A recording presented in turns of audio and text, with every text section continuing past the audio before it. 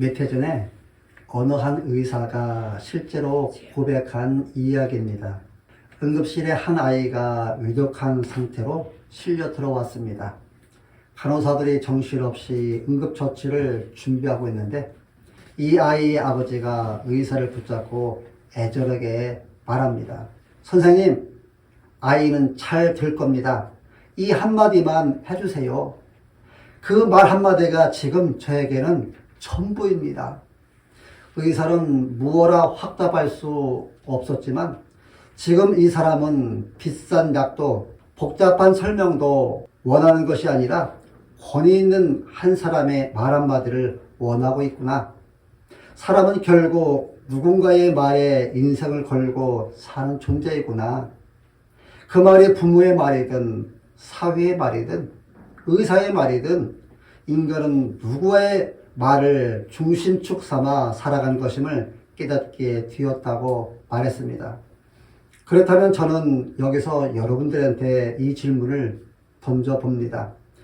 여러분의 인생은 지금 누구의 말에 의해 움직입니까? 현실의 말입니까? 감정의 말입니까? 두려운 말입니까? 아니면 예수님의 말입니까? 오늘 본문 속 백부장은 이렇게 말합니다. 다만 말씀으로만 하옵소서.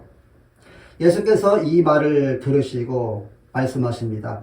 이만한 믿음을 보지 못하였노라. 우리 시대의 문제는 단순히 믿음이 약하다가 아니라 권위가 붕괴되었다는 것입니다.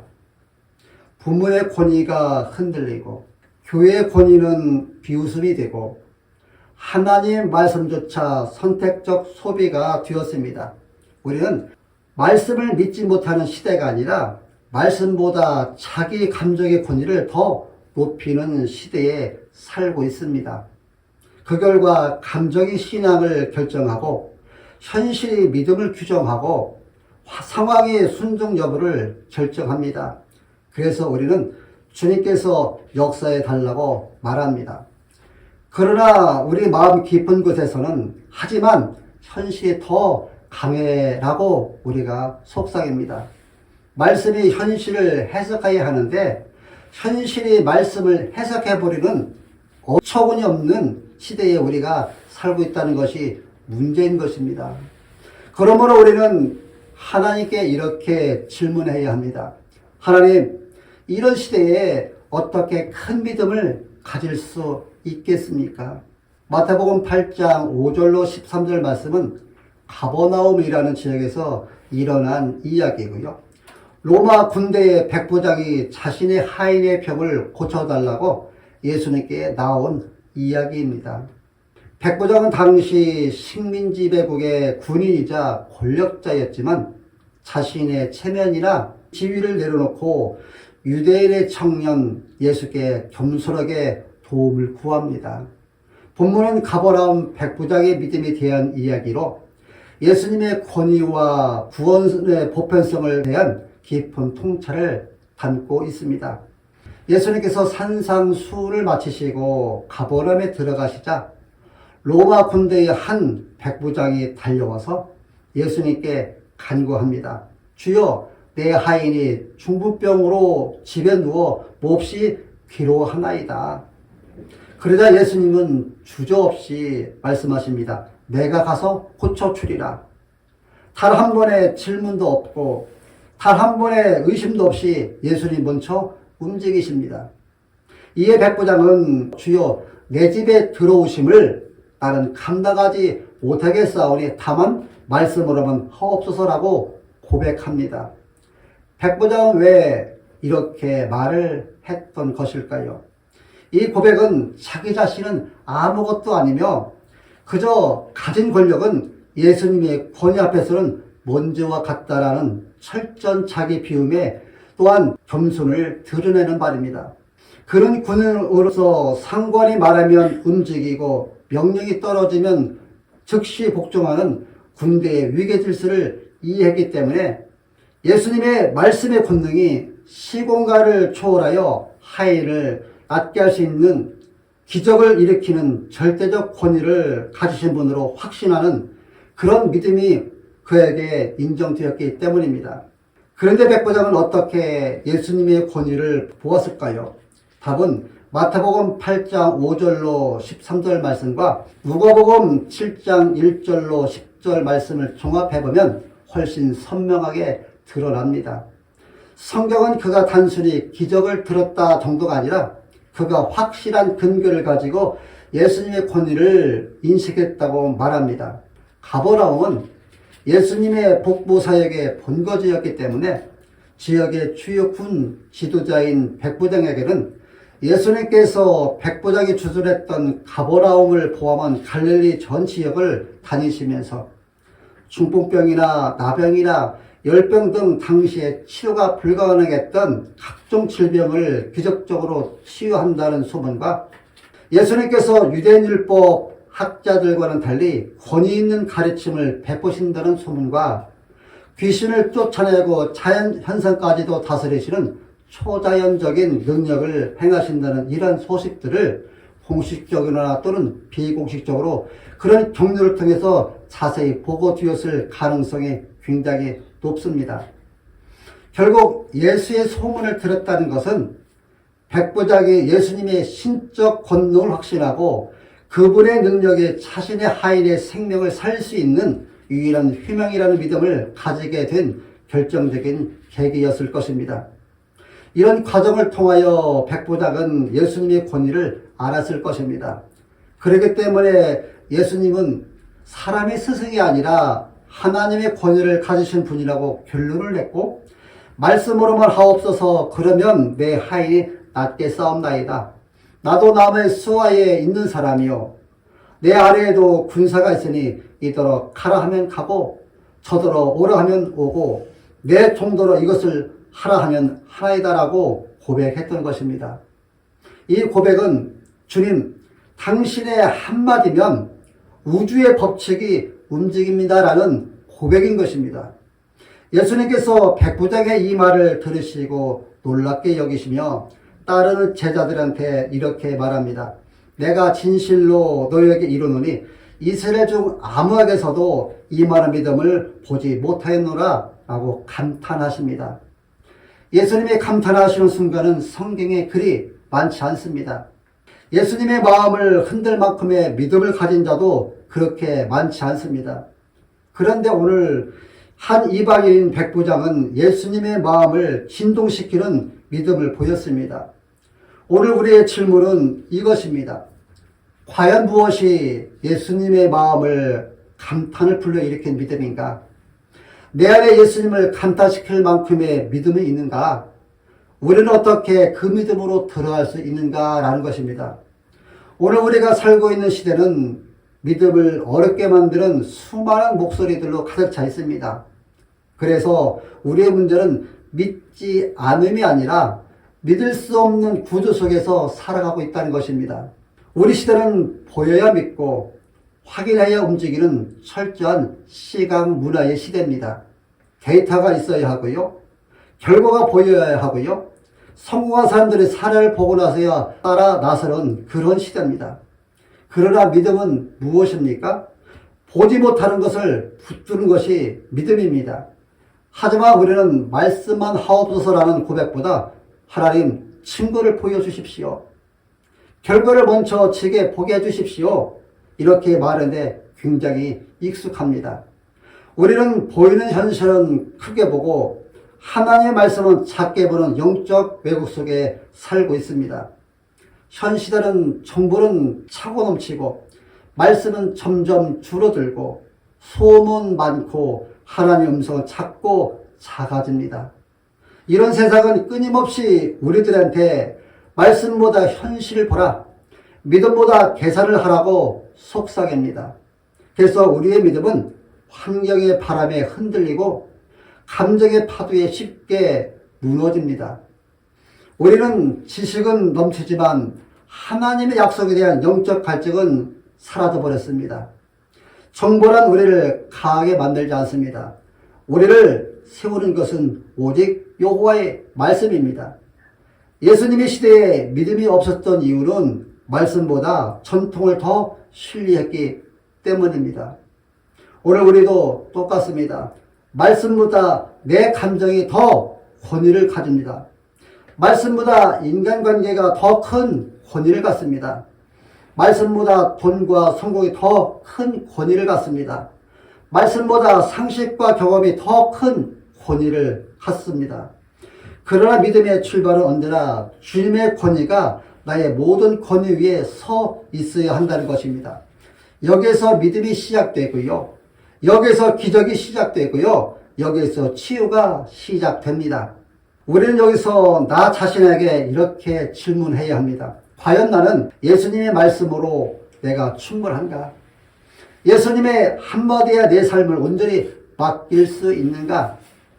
내 현실보다, 내 능력보다, 내 감정보다 예수님의 권위를 더 신뢰하는가? 바로 이 질문이 우리 본문 속 그 백부장을 만나게 합니다. 그는 환경을 본 것이 아니라 말씀의 권위를 본 사람이었습니다.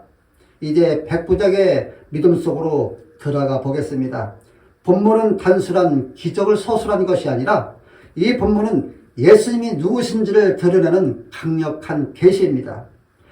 백부장은 예수님을 하나님의 능력에 대항하는 선지자 수준이 아니라 말씀 자체가 능력이 되어 모든 것을 통치하는 절대적인 주권자로 보았기 때문에 예수님으로부터 이만한 믿음을 보지 못했노라라는 극차를 들을 수 있었습니다. 백부장의 믿음이 위대한 이유가 아니라 그 믿음이 붙잡은 예수님의 권위가 위대하기 때문입니다. 따라서 본문 전체는 백부장이 아니라 예수님의 절대적 주권과 말씀의 능력을 드러냅니다. 여러분, 예수님의 말씀에는 절대적 주권과 권위가 있으며 그 권위를 인식하고 믿음으로 순종하는 사람에게 하나님 나라의 능력과 은혜가 임합니다. 본문 말씀은 우리들에게 예수 그리스도의 절대적 권위의 믿음의 본질에 대한 강력한 메시지를 전달합니다. 핵심 메시지는 두 가지 측면에서 강조될 수 있는데요. 첫 번째는 예수님의 말씀의 권위를 전적으로 신뢰하는 큰 믿음을 소유하라는 것입니다. 이 본문의 중심은 이방인인 백부장의 특별한 믿음입니다. 말씀을 듣는 우리들은 이 백부장의 모습을 통해 오늘날 나 자신들이 가져야 할 믿음의 모습을 점검해야 합니다. 우리가 예수님의 권위에 대한 인식을 가져야 합니다. 백부장은 예수님을 단순한 치료자가 아니라 마치 자신의 명령이 즉시 이행되는 것처럼 말씀으로도 시공간을 초월하여 능력을 행하실 수 있는 절대적 주권자로 인정했습니다. 그래서 다만 말씀으로만 하옵소서라고 고백한 것입니다. 여러분은 예수 그리스도를 육체적인 필요나 문제 해결자로만 국한하고 보고 있지 않습니까? 아니면 여러분의 삶의 모든 영역에 명령을 내릴 수 있는 주님으로 인정하고 있습니까? 우리의 믿음은 눈에 보이는 현상이나 조건에 좌우되는 작은 믿음이 아니라 예수님의 말씀이 그 자체의 능력과 권위를 확신하고 의존하는 큰 믿음이어야 합니다. 이 믿음이 기적을 가져옵니다. 핵심 메시지 두 번째는 구원은 혈통적 특권이 아닌 오직 믿음으로 주어지는 은혜이며 그 문은 누구에게나 열려 있다는 것입니다. 예수님은 백부장의 믿음을 칭찬하시며 유대인 청중에게 구원의 보편성에 대한 충격적인 선언을 하셨습니다. 그 구원의 보편성은 마태복음 8장 11절에 언급한 동서로부터 많은 사람이 이르러 아브라함과 이삭과 야곱과 함께 천국에 앉는다는 말씀입니다. 구원은 그 나라의 본 자손인 유대인이라는 민족적, 종교적 특권에 의해 주어지는 것이 아닙니다. 이방인인 백부장처럼 오직 예수 그리스도를 나의 믿음으로, 나 되어 있는 그 믿음으로 인정하는 그것이 천문을 활짝 열게 된다는 것입니다. 반면 특권을 가졌음에도 불구하고 믿지 않는 자들은 심판을 받습니다. 여러분, 이는 구원의 현재의 믿음의 상태에 달려있음을 강력하게 경고하고 있는 것입니다. 예수님을 믿고 다른 일에 있어서 과거의 신분이나 배경이나 공로나 교회 경력 등이 중요하지 않습니다. 오늘 이 자리에서 예수님의 말씀의 권위를 인정하고 그 그분께 나아가는 겸손한 믿음만이 우리를 구원과 천국으로 인도합니다. 예수님이 보시는 것은 예수님께 절대적으로 의탁하는 믿음입니다. 예수님은 오늘도 믿음 있는 사람을 찾으십니다. 예수님이 백부장에게 감탄하시던 그 믿음을 오늘 우리에게도 동일하게 요구하고 계십니다. 그것은 예배당에 오래 다닌 연수가 중요한 것이 아닙니다. 교회의 직분이 높낮이가 중요한 것도 아닙니다. 신학적 지식이 많은 것도 목적이 아닙니다. 하나님이 말씀하십니다. 너는 나를 신뢰하느냐? 그 말씀만으로 충만하느냐고 믿습니다. 눈에 보이지 않아도 나를 따르겠느냐 말씀하십니다. 믿음은 말씀의 권위를 인정하는 것입니다. 말씀만 하옵소서. 이 고백이 우리에게서 사라지지 않게 해야 합니다. 재정의 문제 앞에서도, 자녀의 문제 앞에서도, 건강의 위기 앞에서도, 미래의 불안 앞에서도 말씀만 하옵소서, 그 말씀으로 제 현실을 정의하옵소서라고 고백하도록 우리가 회복되어야 합니다. 진짜 믿음은 순종으로 드러납니다. 백부장은 말만 한 것이 아니라 예수님께 나왔습니다. 그리고 예수님께 간구했습니다. 그리고 예수님께 고백했고 또 삶을 걸었습니다. 믿음은 언제나 행동을 낳습니다. 기도하게 하고요, 순종하게 하고, 드리게 하고, 기다리게 하고, 견디게 합니다. 믿음이 없는 자는 계산하지만 믿음이 있는 자는 순종합니다. 백부장은 예수님을 놀라게 했습니다. 그러나 우리는 늘 의심하며 흔들리며 스스로 문제를 해결하라고 하며 기도보다 계산을 앞세우며 살기 때문에 예수님을 슬프게 만들 때가 참 많습니다. 그러나 오늘 예수님은 다시 말씀하십니다. 내가 이만한 믿음을 보지 못하였노라. 예수님께 이렇게 들을 수 있는 믿음을 가지려면 겸손해야 합니다. 말씀에 절대 신뢰를 해야 합니다. 보이지 않는 하나님 나라를 믿음으로 붙잡아야 합니다. 그리고 오늘 그 믿음의 고백을 다시 드리길 바랍니다. 사랑하는 성도 여러분들이요, 예수님을 감동시키는 믿음이 지금 여러분 안에 있습니까? 오늘 예수님이 여러분의 믿음을 보시며 내가 기다렸던 믿음이다, 정말 귀한 믿음이다, 너의 믿음은 천국문을 여는 믿음이다 라고 말씀하실 수 있을까요? 오늘 다시 주 앞에 고백하십시오. 주여 말씀만 하옵소서. 이 고백이 여러분의 인생을 변화시키고 여러분의 가정에 치유를 가져오며 영혼의 회복을 이루시고 하나님의 기적을 부르는 그 믿음의 고백이 되길 축복합니다. 미국에서 실제로 있었던 이야기인데요. 전쟁 중에 한 선교사는 포로로 잡힌 채 총살형을 하루 앞둔 밤을 맞았습니다. 그는 그날 밤 찬송을 부르며 하나님께 이렇게 기도했습니다. 주님, 마지막 순간에도 제가 주님을 배반하지 않게 하옵소서. 그때 주님께서 그의 마음에 한 구절에 깊이 울리는 말씀을 주셨는데, 두려워하지 말라, 내가 너와 함께 하리라. 그는 캄캄한 밤 그 말씀만 붙들고 아침을 맞았습니다. 그리고 그 다음날 총살이 예정된 그 순간 전쟁이 갑자기 종결되며 포로 수용소가 해방이 됩니다. 그는 나중에 울면서 이렇게 고백을 합니다. 그날 나를 살린 것은 상황이 아니라 주님의 한마디 말씀이었습니다. 사랑하는 여러분들이요, 삶을 움직이는 것은 총칼이 아니라 감옥이 아니라 환경이 아니라 하나님의 말씀의 권위였다는 것입니다. 사랑하는 여러분들이요, 말씀은 피할 길이 보이지 않는 절망 속에서도 우리 앞에 새로운 세계를 펼칩니다. 백부장의 믿음이 그랬듯이 오늘 우리도 그 믿음으로 부름을 받았습니다. 가라, 네 믿음대로 될지어다. 여러분, 세상의 권력자인 백부장이 보여준 겸손과 말씀에 대한 전적인 신뢰를 배우시기 바랍니다. 예수님은 지금도 저와 여러분에게 네 믿음대로 될지어다라고 말씀하고 계십니다. 이제 형식적인 신앙을 버리고 오직 예수 그리스도의 말씀의 능력만을 의지하는 큰 믿음의 사람이 되어 구원의 은혜를 충만하게 경험하고 하나님의 나라에 당당히 참여하는 복된 삶을 사시기를 예수님의 이름으로 축원합니다.